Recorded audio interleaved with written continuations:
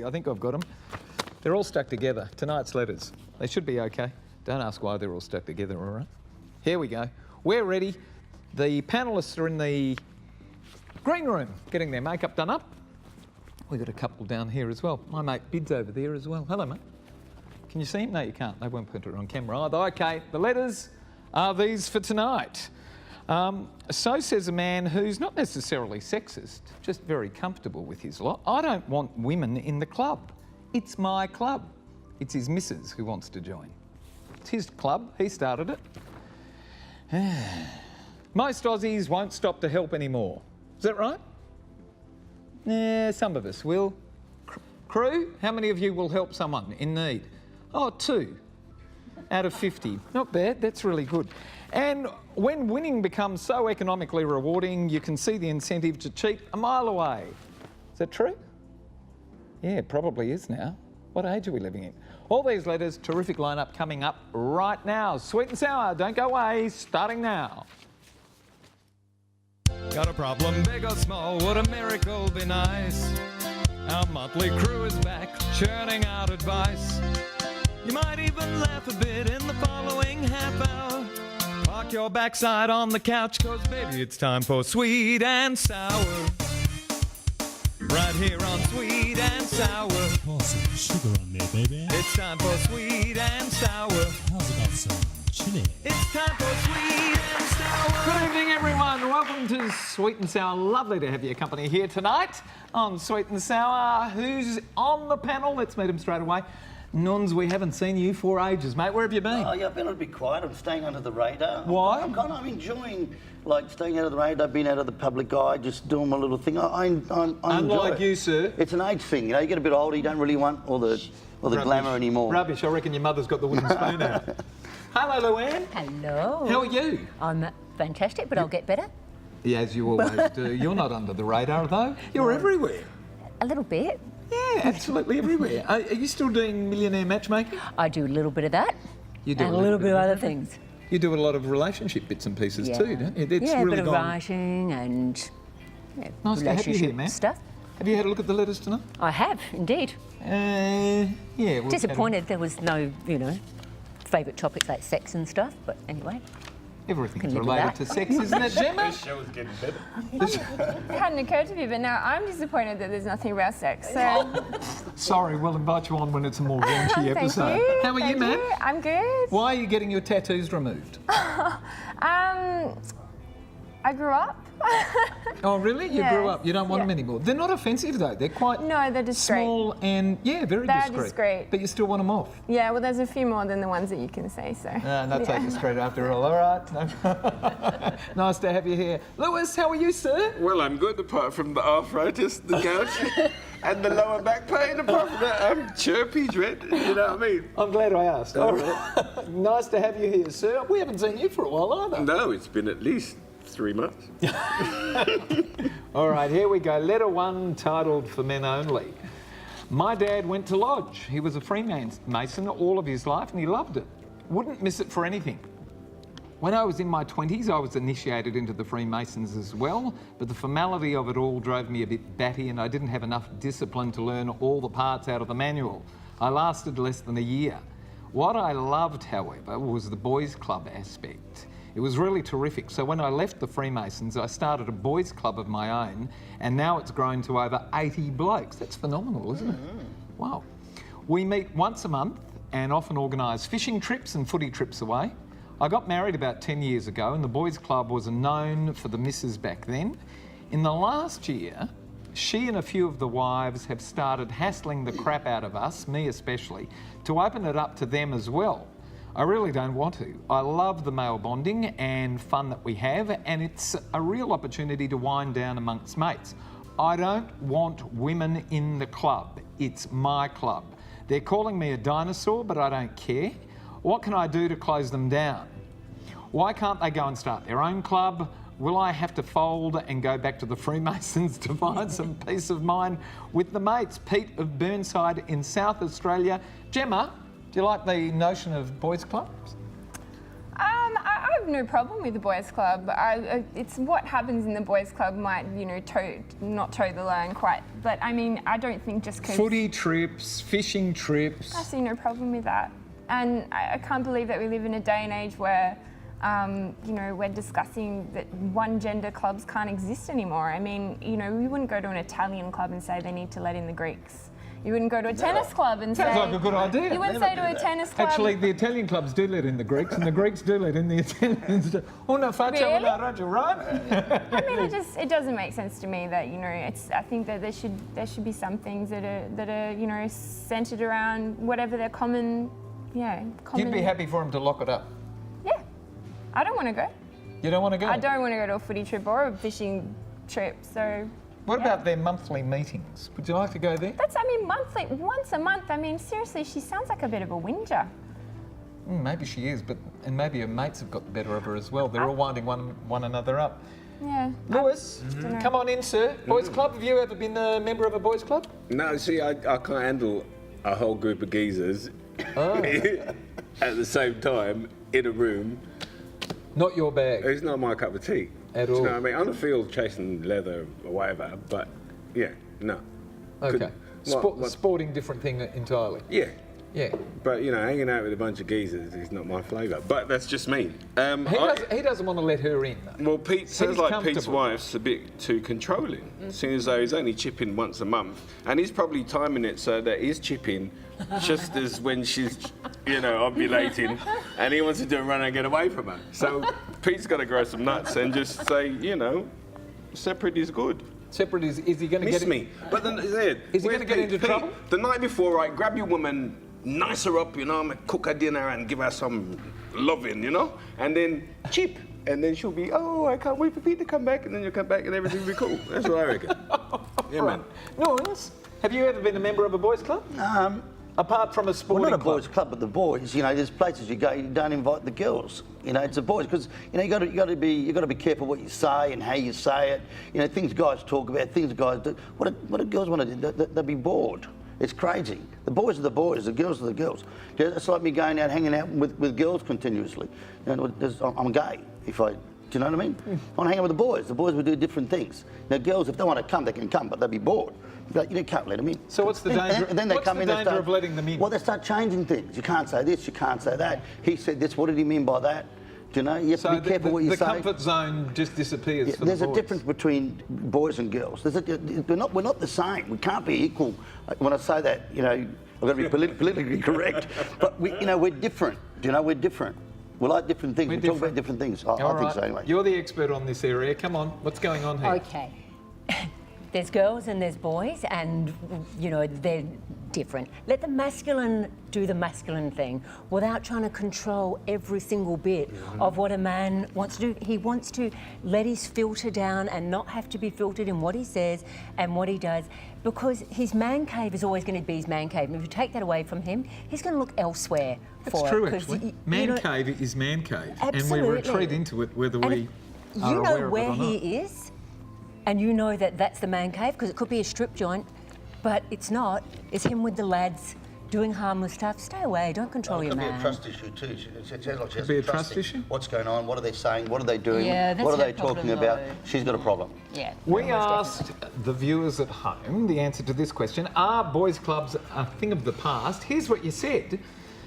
29% said yes, and 71% said no. They're possibly here to stay. There you go. When we come back, we're going to be talking about whether Aussies have given up the fantastic habit of helping our fellow human being. Doesn't it happen anymore? We'll see what the panellists have got to say. Don't go away. More of Sweet and Sour. See you soon.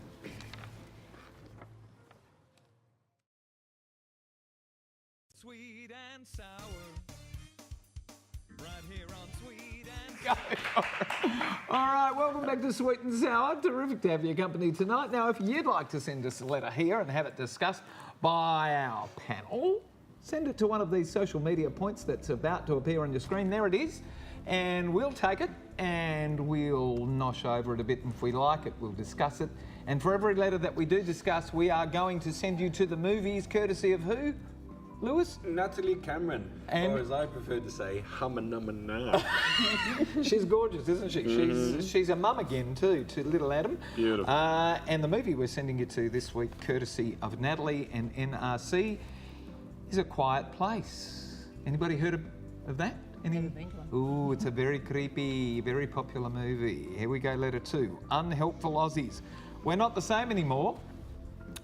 Most Aussies won't stop to help anyone.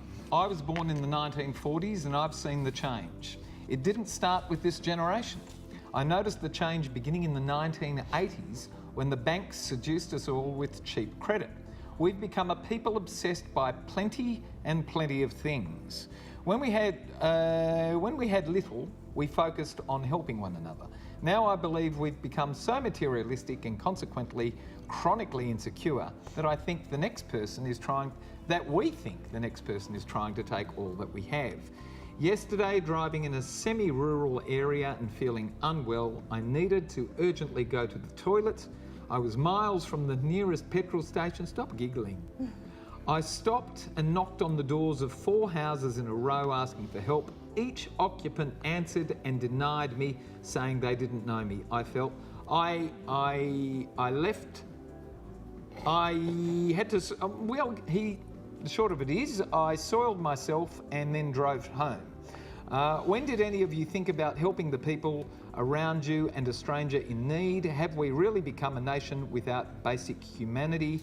Mick of W in WA. Nuns, what's going on here? Well, if somebody knocked on my door and used my toilet, I wouldn't let him. You wouldn't. I wouldn't let him. Because, there's two answers. There's a lot But of... it's a 70-year-old man. Or a man in his 70s. Yeah, I suppose. 80s, is he? Yeah. Oh, I think what's happened with... Australia's a really good country. And I think when you live in a society that's poor and there's no food and you're hungry, you've got to help each other. You've got to be nice to people. If you're not, you're going to die. Yeah. We're here, life is so good. You don't have to help people. Life is good.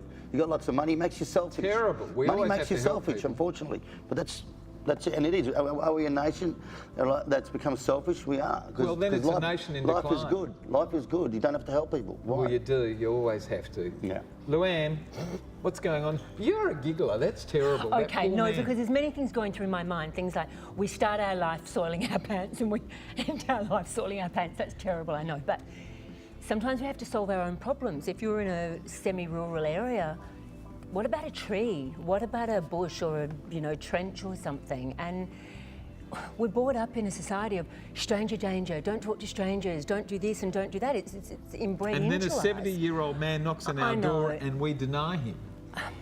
I personally wouldn't. I'd probably let a 70-year-old man Me too. in.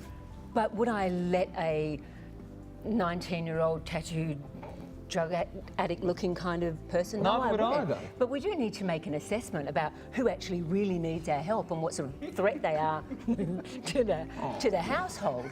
Because, help people out. I stop and help people. I broke into someone's car for them once. Did you? Yeah. She was Were you an old helping lady. them? I was. Were you aiding and abetting with them? a coat hanger? She gave me movie tickets. Was it their car? Was it their car? Gemma, would you I open the felt- door to a 70-year-old and let him use your loo?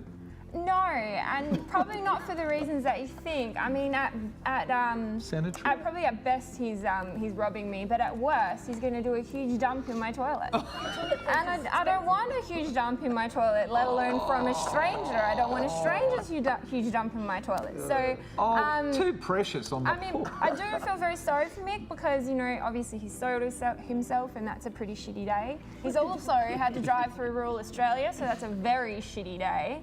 But I'm sorry, I mean, I don't know how you thought you were going to sell this to people. Hello, I don't know you. I'm selling turds. Do you want one? No. That's what. Geez, where are all our values? You can't build a society unless you have a community that helps one another. It's the only reason we're really here, not to be feeders. They're not a communal loo. Come on, mate. Last word. Well, let me beef you up because if an 8-year-old geezer said, "Man, I've got the shit," and he's up before I'm like, "Come on in." Yeah. You know what I mean? There's no problem. But like I said, some dodgy geezer knocked on my door the other day. He goes, "Can I have a glass of water?" I went, "No way. No, you can't You have a glass of water." had someone knock on your door with a glass of water? No, not with the glass. They just, can I have a glass of water or can I use your phone? It's an emergency. And I'm like, no, you can't. Go away. But if an old geezer... Why do we do that? Why, Because there's nothing an old geezer can do in my ass that I can't stop him from doing. why do we you know what I mean? instantly presume now that that person is going to do us harm? Well, no, well, they're not. I just can be asked. Do you know what I mean? Nothing to do with the person. I'm never going to help. Mick from W must look extremely dodgy, don't you reckon? Because he went to 4 different gas men and none of them let him in. Do you know what I mean? So he's got to look dodgy. Well, that tells you what sort of society we're building, doesn't it? We asked you people at home this question: would you help anyone who knocked at your door? Okay, here we go. We'll show it to you first. 29% only, less than 30% said yes, we'd help. 71% said no. Yes, it's exactly the same as the last statistic as well. So there you go. We've become a society of selfish buggers who don't want to help anybody. When we come back, we're going to be talking about more selfish intent, cheating at sport and everything else. What sort of society are we turning into? Australians. We're great. We really are. Just got to tweak a few things. When we come back, more of Sweet Sour. Don't go away. Who's ever cheated at sport? Hey Groovers, just a reminder to keep watching Sweet and Sour. It's got a mojo of its own, baby. Yeah, baby, yeah. Peace.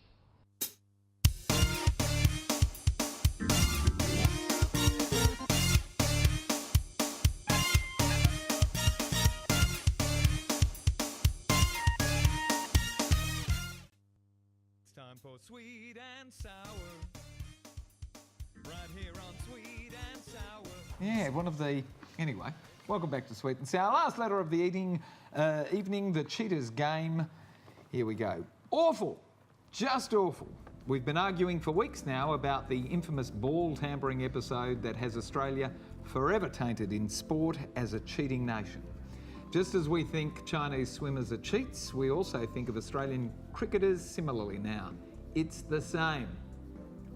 The individuals will survive. I'm not so sure Australia's cricketing reputation will. The problem, which has just bubbled to the surface, is plain greed.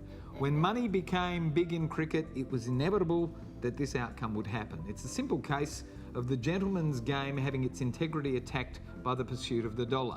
When winning becomes so economically rewarding, you can see the incentive to cheat a mile away. Whether the panel chooses to believe it or not, this cheating culture in cricket has been growing for years, and the 3 victims are just the unwitting victims of their own poor ethics, surrounded by a culture of sheer greed. So panel, how do we put an end to it, or is it with us forever now? Joe of Subiaco in WA. What do you think, Lou?